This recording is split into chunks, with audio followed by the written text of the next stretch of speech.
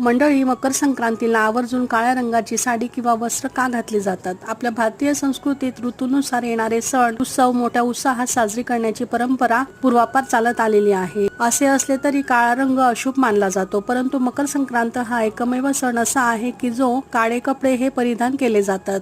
कारण बाहेरची उष्णता शोषून घेऊन शरीर उबदार ठेवण्यासाठी काळ्या रंगाचे कपडे हे वापरले जातात. म्हणून थंडीमध्ये येणाऱ्या मकर संक्रांतीच्या सणाला काळ्या रंगाचे वस्त्र परिधान करण्याची प्रथा आपल्याकडे आहे. तसेच हा सण पौष महिन्यात येतो. पौष महिन्यात खूप कडाक्याची थंडीही असते. हिवाळ्यात थंडी शोषून घेणारे काळे कपडे आवर्जून परिधान केले जातात. इतर कोणत्याही रंगाच्या कपड्यांच्या तुलनेत काळ्या रंगाच्या कपड्यांमध्ये उष्णता शोषून घेण्याची क्षमता ही मोठ्या प्रमाणात असते. त्यामुळे शरीराला ऊब मिळते, तसेच शरीर उबदार राहण्यासही मदत होते. शिवाय शरीराला उष्णता मिळावी म्हणून तिळगुळाचे पदार्थही खाल्ले जातात. यामुळे पोषक तत्वही शरीराला मिळतात आणि थंडीपासून देखील संरक्षण होते.